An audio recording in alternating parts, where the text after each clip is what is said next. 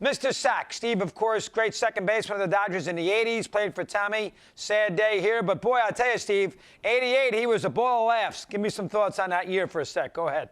Oh, yeah, that clip that you played right there, Chris, really does personify what Tommy was all about. And he was the epitome of what you thought a family type of a unit was. He lived it. If he had something to say to you that wasn't to be heard by anybody else, especially the press, he would do it in the lockdown of his own office. And he treated you with dignity. And that's one thing I really respected about Tommy. I could go on for hours of things that we did to him.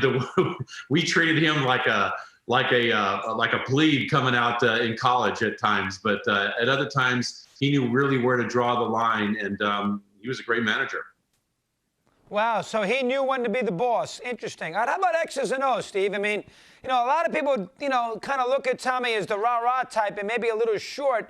Everybody goes back to you were there, 85, when he pitched to Niedenfuhr, pitching to Clark, and he had a base open. Everybody thinks that maybe not great with the X's and O's of the game. Bobby Valentine did mention, however, in the 88 World Series, he put together 18 hit and runs in which 16 of them worked. So maybe he doesn't get enough credit there. Let me get your thoughts. Go ahead. Right. I think that's spot on. I mean, you talk about the one time with Jack Clark. If that's the only thing that we can point to about Tommy Lasorda in his long career, it's pretty good. You can see from the clips that sometimes they had to beep out some of the words. Tommy was a guy that went really on the gut. He would know what was going on sabermetrics. We had numbers and whatnot back then, but Tommy was a guy that really did govern by the gut. And most of the time he was right. Most of the time, indeed. Now, I know you had some issues at first base throwing it. Was it with him or was it later on in your career, Steve? And how did Tommy handle that if it was with the Dodgers? Let me hear. Very first part of my career lasted 2 months. And had it not been for Tommy Lasorda, who knows what would have happened to me. I could have been sent to AAA. I could have been, benched.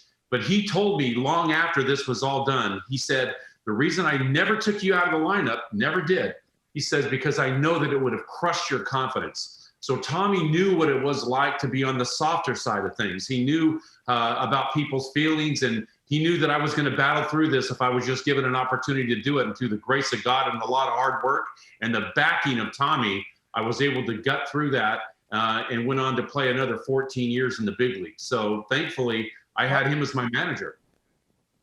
Wow, fascinating. Did anybody ever raise an eyebrow and look to the sky with their eyes with, the Sinatra stuff and, all the scenario, Fratello and all his buddies there from Philly and, hanging out in the locker room and in the manager's office? Did that get old as a Dodger player, get to be a distraction, or just part of the game?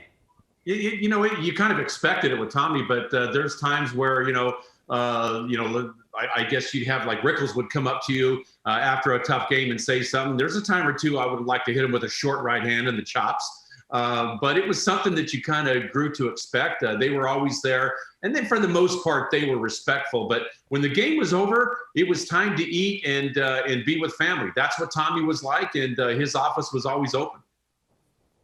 Last thing in quick, Steve, did he ever kick over a buffet table after a tough loss in the postgame? Oh, he wouldn't destroy the food.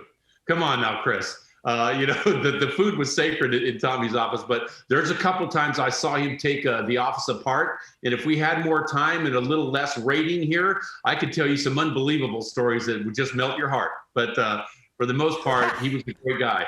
He really was.